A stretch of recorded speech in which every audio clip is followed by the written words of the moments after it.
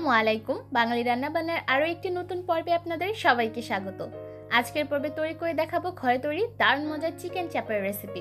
তবে আজকের চিকেন চাপের বিশেষত্ব হচ্ছে এটা অনেকটা গ্রেভি টাইপের হবে, আর এই গ্রেভির কারণেই কিন্তু চিকেন চাপটা খেতে আরও বেশি ভালো লাগবে।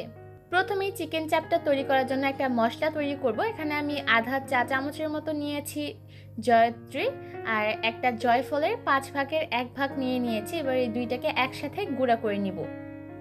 সেই সাথে আমি এখানে 2 টেবিল চামচের মতো নিয়েছি কাজু বাদাম, আর এর মধ্যে দিয়ে দিলাম 1 চা চামচ পোস্ত দানা। এবার দুইটাকেও আমি পেস্ট করে নিচ্ছি। আজকের চিকেন চাপ তৈরি করার জন্য আমি 700 গ্রামের মতো চিকেন নিয়েছি, আর চিকেনগুলোকে একটু ছোট টুকরা করে কেটে নিয়েছি। তবে আপনারা চাইলে এগুলোকে বড় টুকরা করেও কেটে নিতে পারেন। এবার আমরা যে জয়ত্রী আর জয়ফলের গুঁড়াটা করেছিলাম সেটা দিয়ে দিলাম।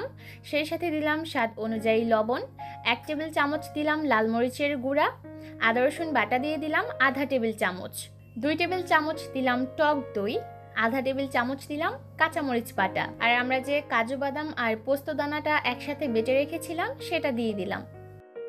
আধা কাপ দিয়ে দিলাম পেঁয়াজ বাটা, আধা চা চামচ দিলাম কেওড়া জল, আর দিয়ে দিলাম আধা চা চামচ গোলাপ জল। আর এই দুইটা কিন্তু অবশ্যই ব্যবহার করতে হবে, এতে করে চিকেন চাপের ফ্লেভারটা খুব ভালো আসে। এবার সব কিছুকে একসাথে ভালোভাবে মিশিয়ে নিচ্ছি। মাংসের সাথে মশলাগুলোকে ভালোভাবে মাখিয়ে নেওয়া হয়ে গেলে এবার এর মধ্যে দিয়ে দিব 2 টেবিল চামচ রান্নার রেগুলার তেল। আর তেলটা অবশ্যই পরে দিবেন, তা না হলে দেখা যাবে মশলাগুলো চিকেনের গায়ে ভালোভাবে ঢুকবে না। তেল দেওয়া হয়ে গেলে ভালোভাবে মাংসের সাথে মিশিয়ে দিচ্ছি, আর মেশানো হয়ে গেলে এবার এর মধ্যে আমি 4-5 ফুটার মতো দিয়ে দিব অরেঞ্জ ফুড কালার।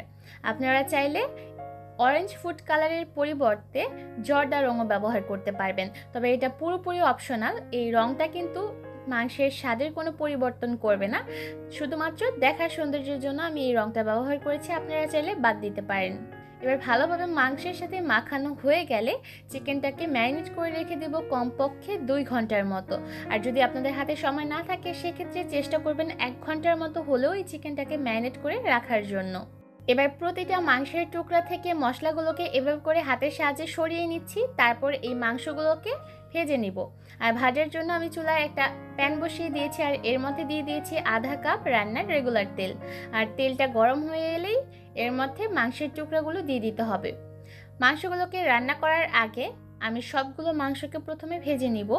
আর চুলার আঁচ আমি এই পর্যায়ে মিডিয়াম হাই হিটে রেখেছি, আর মিডিয়াম হাই হিটে রেখে মাংসগুলোকে ভেজে নিতে হবে।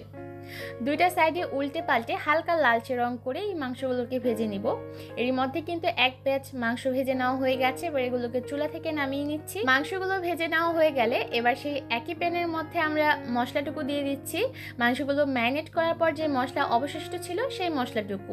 এবার চুলার আঁচ মিডিয়াম হিটে রেখেই মশলাগুলোকে তেলের মধ্যে 4 থেকে 5 মিনিটের মতো খুব ভালোভাবে কষিয়ে নিতে হবে, যাতে করে মশলার মধ্যে কোনো কাঁচা গন্ধ না থাকে। 4-5 মিনিট কষিয়ে নেওয়ার পর এর মধ্যে আমি পানি দিয়ে দিচ্ছি, আর যে বাটিতে আমি মশলাগুলো মাখিয়ে রেখেছিলাম সেই বাটির মধ্যে সামান্য পানি নিয়ে মশলার মধ্যে দিয়ে দিয়েছি।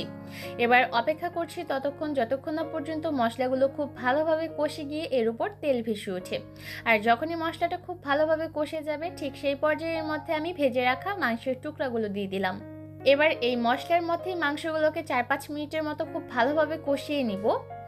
আর যত ভালোভাবে কষানো যায় রেসিপিটা তৈরি করার পর খেতে ততটাই ভালো লাগে। এর মধ্যে কিন্তু মাংসটা খুব ভালোভাবে কষিয়ে নেওয়া হয়ে গেছে। এবার এর মধ্যে আমি দিয়ে দিব 1 কাপ পরিমাপে পানি।